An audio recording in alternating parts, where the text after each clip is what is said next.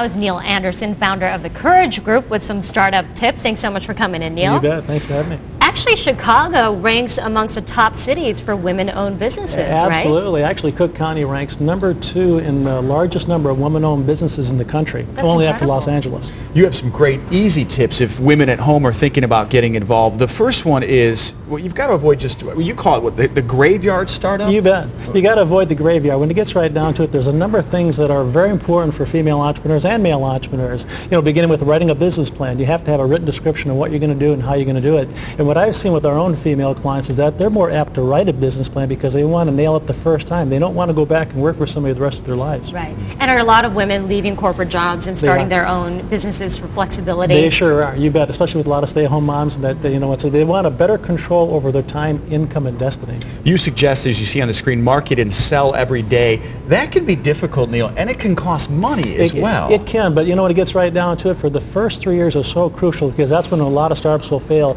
You have to find clients and customers and you have to sign them up and you have to focus on that every single day. And focus is really important because a lot of these startups fail. They do, because of the fact that there's so many distractions. It'll be one of the hardest things that people will do in their lives, but you got to stay incredibly focused. Who are you seeing that are these women that are starting their own businesses? Former business leaders, Neil, or who are the ones that are having the most success? The vast majority of our female clients are ex-corporate VIPs, senior executives that, been there, done that. I want a new challenge. That's the largest number of new female clients that we're seeing. Do you have percentages in terms of these startup companies that do fail? They do. They range, they kind of run the gamut. They run up to about 80% within about the first 3 years. But again, they fail for a lot of basic reasons: a lack of marketing, selling, and execution. They may fail for these next two reasons as well. Stay away from negative people. You don't want anybody negative, especially when you're starting up a business. It's all about positive thoughts. Big time, because it's one of the hardest things. You have to stay incredibly upbeat. I had one presentation where one of the females in the audience said, "Neil,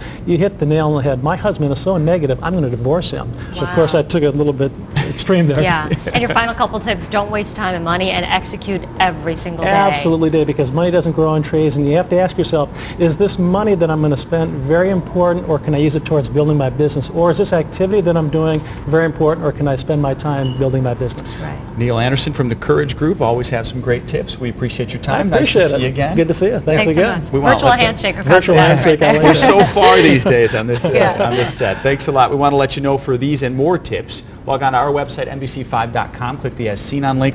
We'll have a link to the Courage Group as well if you want to get more tips on your home computer. All right. Thanks again. Thanks again.